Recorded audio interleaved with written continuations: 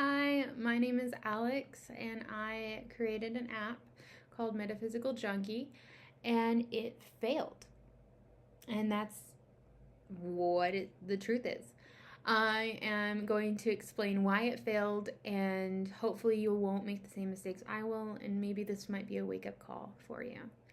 I definitely had a lot of red flags that definitely compounded into one catastrophic mistake that I can see clearly now after I have decided it is going to go away. But this isn't a dramatic post-op mortem. There's no villains. Just an honest look at what happens when something meaningful is built without a clear strategy. I have given the whole video away now. The app didn't fail because the concept was bad. The concept is amazing. I love this concept. But it failed because the structure of it. It doesn't work with what I made as an app. So let's get into it. So the concept was solid, okay? It was metaphysics, but grounded. You had pros, cons, resources, form your own opinion, like how the news used to be. That was my bread and butter. It was supposed to be thoughtful, modern, emotionally intelligent. I even added stories about my witchy journey as well. Had other people's witchy journey on it as well. And people liked it. I asked, first red flag, I asked 5 people what they thought about this app. And then they liked it. They thought it was a good idea.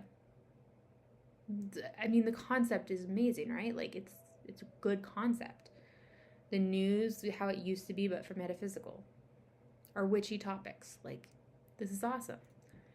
And I let that be my data point and my only data point. I didn't do research on what topics to do. I didn't do research on what is the best way to convey this information. I didn't do any of that. I built an app, and it had pros and cons and buttons. And I used Passion.io because I wanted to focus only on the content. I did not want to focus on the coding. And basically, because I was so enamored with this concept, I let everything go to the wayside. The app tried to speak to everyone who felt curious, lost, spiritually inclined, which sounds inclusive, right? But in practice, it isn't, because no one feels directly addressed. No one has one clear person in mind. And the messaging stayed vague. And here's something to think about too. So I was using ChatGPT to help me find the little ins and outs of my ideal person, but I wasn't asking the right questions. I wasn't getting to know them intimately. Like, I don't know their favorite color. I don't know their favorite TV show. You would need to know that. But it just floated. It didn't go anywhere. And which leads me to my next segment. There was no sense of urgency. There might be a sense of urgency now because the app is going to be defunct in June, but there's no sense of urgency. Like, read it, don't read it. It's your life. That was the entire concept. That is not how you build an app. Holy cramoly. Like, why would they want to be on an app for more than 90 seconds when it takes them that long just to read one resource? And it wasn't clear cut. It wasn't cut and dry. And because of that, I think it ended up hurting the app as well.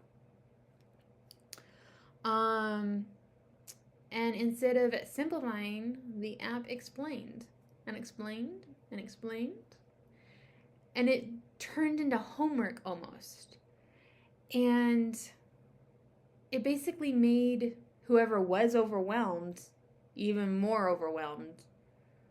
And that defeats its entire purpose. So I'm already batting, 0 for how many I'm at.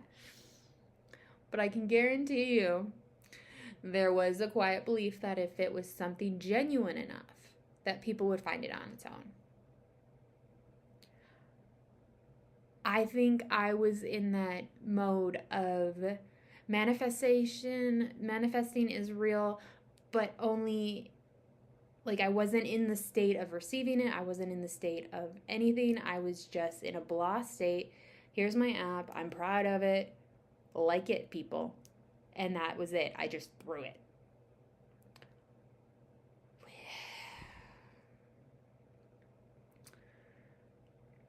Strategy isn't selling out. It's translation. Building the app carried a lot of personal meaning. But the thing is, the app didn't fail spiritually. It failed structurally. There was no strategy, the big one. There was no tight positioning, no target audience. I had 25 to 45 as my target audience, and my ideal person being 30. That's it. Like, that, even though I named her, I thought that was enough to know her, which is not correct. ChatGPT decided the real lesson of the app failing was that don't build things you could care about. It was build fewer things more clearly. But what I really learned is I should have done this really fast, really quickly, and then I would have already been on my next golden ticket idea. But because I didn't put my all into the app, I put on my all into the content of creating it, but not because I didn't do the strategy of marketing it. I didn't do the strategy of my ideal person to the point of knowing her favorite color, her favorite TV show. I still hold belief onto this concept that I have now made it a newsletter, which is fine, which is good. I'm that way there's a permanent thing on it, and it's alive and well, and it can grow and do whatever it wants to do. I spent 3 years of my life working on this app because before Passion.io, I went to Barber. Oh my goodness, the amount of coding I wanted to do was ridiculous. So I tried so many different platforms until I just stuck with one and went for it. And I spent all this time in rumination that I didn't be quick about it, didn't put it into iteration as fast as it could have been. And I think that's why it failed. I think I hope you learned a lot from this. And I hope you don't end up doing what I did.